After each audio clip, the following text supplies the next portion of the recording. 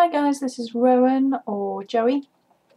This is the second in my video series about getting into the craft in the first place, or reiterating your belief system, going back to the beginning, going through it, re-evaluating your beliefs. Now this is going to follow straight on from the other video, which was the why. Why should you maybe get involved and why should you maybe not?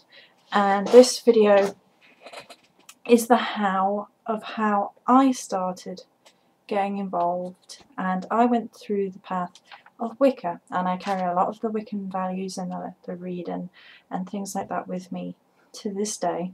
It's an integral part to my path. It's not for everybody.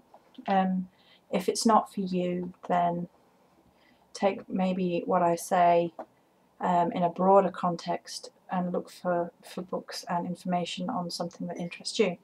I'm going to be sipping my tea throughout this. You'll have to forgive me, my throat's a bit sore. I took up a recommendation that I saw on YouTube for trying a green tea with jasmine, and it was a really good call because I've had real problems finding a herbal tea that I really enjoy. For years and years I drank herbal tea and I was just like, oh, and I literally gagged.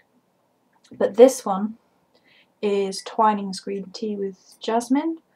Oh, it's so nice. Yum. So fully recommend that. Right, so getting started, the how. First of all, when you're getting started, the first step is research with the pagan path in whichever direction you choose to pick.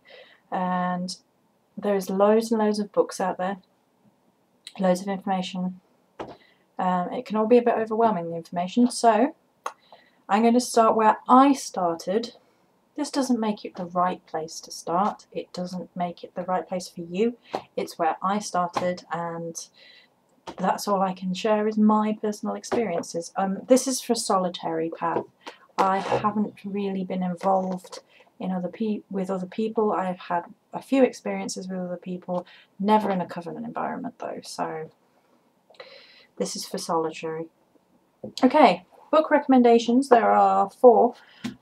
It was going to be 3, but I decided to progress one. And the first one is what I mentioned in the other video yesterday, which is The Craft, A Witch's Book of Shadows. Dorothy Morrison includes ritual spells and Wiccan ethics.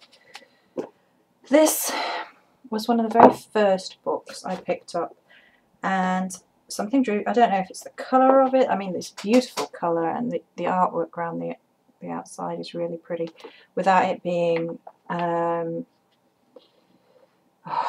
of the Wiccan books and the pictures on the outside are just so corny, but this wasn't.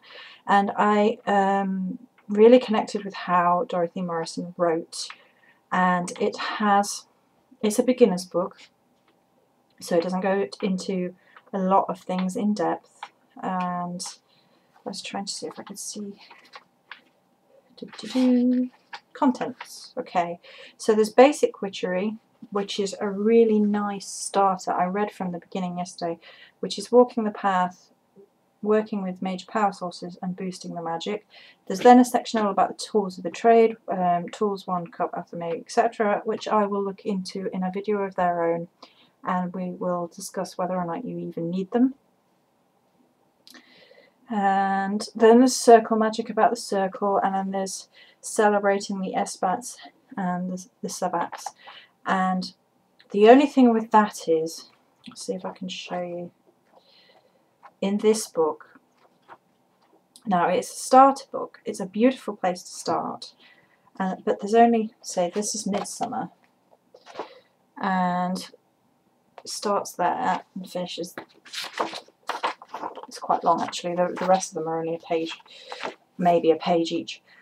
It's very, very basic on the Sabbats and the Esbats. It gives you an idea, it gives you a flavour, it gives you a starting point, and that's what the beginner's books often are all about. There's some lovely meditation work in this one.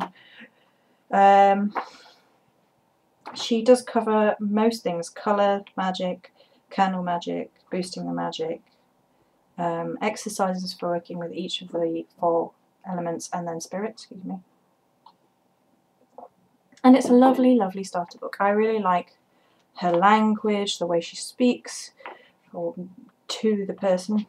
I mean, some of it is a little silly, so if you know, but I'm going to read, I might read both, but I have her Rhyming Charge of the Goddess, Dorothy Morrison, and this is a charge of the goddess is something you say within circle to honour the goddess, and this is this pretty much hit home with how I felt about nature and the goddess being tied into one. So, I am the harmonious tune of the songbird and the laughter of a gleeful child. I am the start again. I am the harmonious tune of the songbird and the laughter of a gleeful child. I am the bubbling sound of the running brook and the scent of the flowers wild. I am the floating leaf upon the breeze and the dancing fire in the forest glade. I am the sweet smell of rains upon the soil and the rapture of passion when love is made. I am the germination of seed in the spring and the ripening of wheat in the sun. I am the peaceful depth of the twilight that soothes the soul when the day is done. I am the twinkling found in an aged eye and found in the birth of a newborn pup. Yes, birth and growth and death am I. I am the gracious earth on whom you sup. I am your sister, your mother, the wise one. I wrap you gently in the warmth of my love. That which you seek you shall find within, not without, not below, not above. Remember always, my children, be reverent, be gentle, loving, and kind to each other, and hold sacred the earth and its creatures, for I am Lady, Creatrix, and Mother. Now,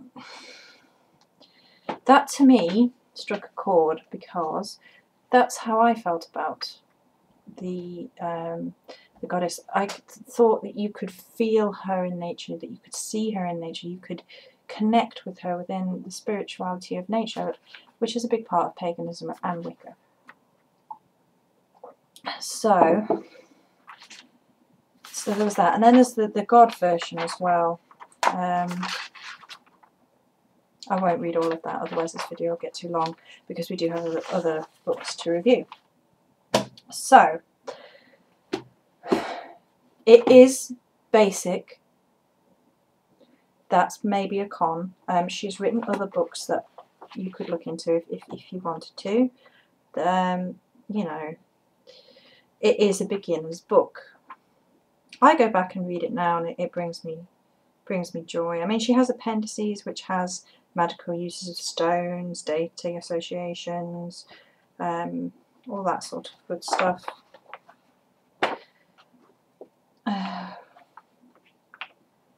And I mean, she starts off as well, which I think is a really nice way of doing it, which is the values and morality of Wicca. And there's the creed, 13 principles of Wiccan belief. I think it's lovely. I think this is one of my favourites. I don't have many bad things to say about it. It is basic, though. It's not huge amounts of information on every section. There is all the general things that you can find in most beginner books found there. So there are 100 other books that probably say the same thing. However, I would highly recommend Dorothy Morrison. If I was going to recommend one, I think she's the one I would recommend. She has a lovely way of putting things. Some of the passages might seem a little bit silly, and they did to me, and I was like, and you have to remember when you're reading through books that it's your path if you decide to go on this path and dedicate yourself. It's your path, and if something doesn't seem right to you, if something seems silly, or you don't like the way that was phrased, or you can change it, you can write down. If they're your books, you could write. I mean, I've highlighted bits in pencil, underlined bits, I've written notes at the side, and you know, they're your books to use and work with. So go for that, you know. Make notes, change it if you don't feel right. And this is only about Wicca as well. If you don't feel that Wicca is the right place for you to start, then don't look at Wiccan books. I would suggest reading about everything you can get your hands on, and making lists, and I'll talk about making lists in a minute. Okay, so the second book that I really enjoyed is Scott Cunningham's Wicca, A Guide for the Solitary Practitioner, and he followed this up with Living Wicca, A Further Guide for the Solitary Practitioner. Now, the first thing to mention is obviously this is for the solitary practitioner, as is in the title. This is if you are studying alone, which it was a big deal for him to do it when he wrote these, because before it had been quite closed off, and Wiccans don't actively recruit, well, they're not meant to, into their religion. And this sort of changed the game plan because they realised if they were going to survive as a religion, there had to be more information. This is even more basic, perhaps, because he tries to put too much into this, which is possibly why this exists. Because he also tries to put a book of spells in at the end. I'm trying to find it. I think it's a good third of the book. There's some lovely recipes. There's recipes for food, incenses. It's very basic, and it's so basic, in fact, that Cunningham has, and I've got, excuse me, over here, one example. He released a whole load of other books because on the different areas. So this one is his Crystal Gem and Metal Magic, Cunningham's Encyclopedia. His Herbal Encyclopedia is fantastic, and I lost it. Well, my mother sold it. So if if you want to look into an area specifically, he does a really good series of, like, this one. There's the herbal one, and I had most of them because I really enjoy his writing style. I think he's very approachable, very knowledgeable, and he does a lovely, there's a chapter in here that I really wanted to mention, which was Ritual Design, chapter 13, and he goes through every aspect of how to go through a ritual, and he does it in such a wonderful way. It's very, first of all, lists the 9 components of a ritual. So purification of self, purification of space, creating sacred space, invocation, ritual observance of sabbats and esbats, energy raising during magic, earthing the power, thanking the goddess and god, and breaking the circle. And he goes through each section and in a simple, simplistic way. So again, it is very simple, but I really enjoyed his books. I enjoy all of his. I grabbed most of his after I read them. And then he did obviously the Living Wicca, which again is for solitary Wiccans. If you are interested in covens, I'm not very much used to because I don't know. And this sort of went into further questions. So this would be the next step book. Again, does it go into huge amounts of detail about every aspect? No. Again, it's the same size. It's not a very big book, but it is interesting. Pictures, symbols. There is obviously some questions that were raised by the first book, and he answers them in that one. So if you maybe read this one and think, well, this is something I'm interested in pursuing, then there is a second version, which, you know, it's good to know that they continue on. Dorothy Morrison has plenty of other books as well. So, the final book I'm going to recommend is a bit more hefty. Oh, Wicca, The Complete Craft, DJ Conway. It's a bit more of a thick one. She covers just about everything you can think of. There are recipes here, there are ritual celebrations, there are new moon initiation, that she discusses initiation a lot more than the others do. There's the mechanics of casting a circle, there's talking about writing your own ritual. So a lot of the basic ones might give you rituals to do, and she advises you about writing your own. What else does she? Protection, self-defense, jewelry, consecration, sacred space, animals, the sabbats, in a bit more detail than the other two. I only have one problem with this book, because I do love this book, but the problem I have with this book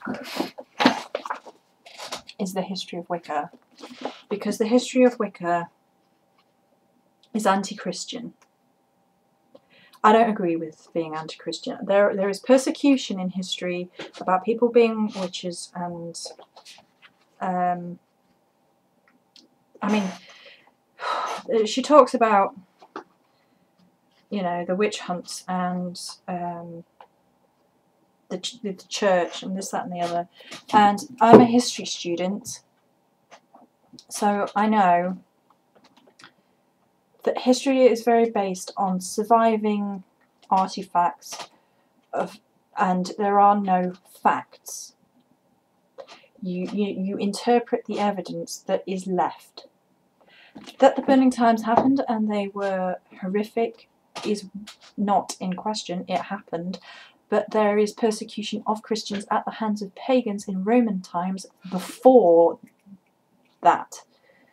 Those pagans are not the same pagans that are today, and the pagans that are talked about in this, as if they were the same as today in the burning times, are not. It's probably not the same religion. Regardless, perhaps some elements of it come down and they are the same. But what I have a problem is that if you are getting into Wicca or witchcraft or any sort of paganism, you shouldn't take hate in with you. And in a beginner's book, it's very anti it. I mean, I think this, I don't know if it's this one. I think it might be this one where she's, yeah. There is no such thing as a Christian witch. Because according to DJ Conway, Christian witch is an oxymoron, meaning two conflicting words have been joined, thus cancelling each other out. In other words, this is an impossibility. True witches do not believe in the Christian God, nor do they meld their religion with an orthodox religion that tried to exterminate them.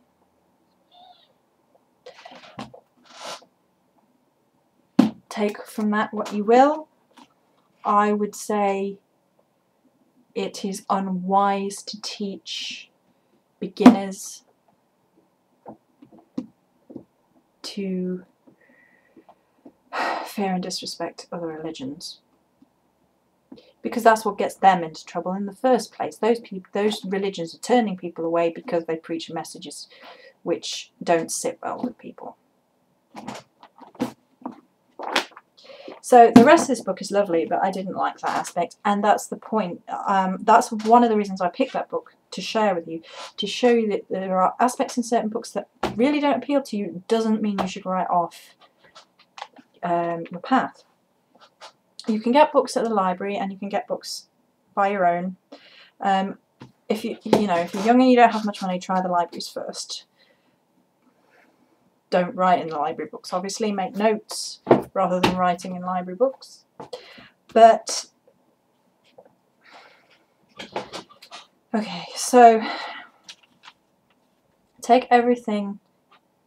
Don't take everything as gospel, because these books are written by human beings, and this path is yours.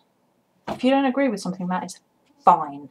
Okay, if you don't agree with an aspect of something, like I said on my other video, I didn't like the way that the 4 quarters were called, and I changed it in my ceremonies to being trees, 1 for each element. And that works for me, and that I keep even now, years and years. How long should you read? Maybe. That's maybe a good thing to say, excuse me. How long should you read? You should read from when you start to when you're in the ground. I read now, and I read an awful lot before I started practicing, because I couldn't, because I was in universities. I couldn't practice there. I mean, in most of the universities, these great big honking fire alarms, and if you burn incense sticks, not proper incense like I like to burn, but the sticks, alarms are. So you couldn't do that. You couldn't burn candles because they would send them off. So it got to the point where I would get bath bombs and put them in water and let that scent be used. That's, which is an idea. If you can't use candles and things, maybe oils in water and just let it diffuse, maybe. Or bath bombs like that, because they whiz and allow the That was something I did when I was at uni. So, oh, it's so nice. I think jasmine is so, so nice. Okay. When reading any sources, whether it's online or in books, oh goodness, there are problems that you should be aware of when you read any books, when you listen to anybody's opinions. When Rowan is throwing herself all over the screen because her back's hurting, forgive me. There are problems. Okay. Just because something is in a book doesn't make it correct. Every single book about religious articles, spiritual articles, anything like this, whether it's a YouTube channel, whether it's a book, whether it's on forums, are written by people. Human beings are fallible. Human beings can get things wrong. Human beings can shove their opinion down your throat. Human beings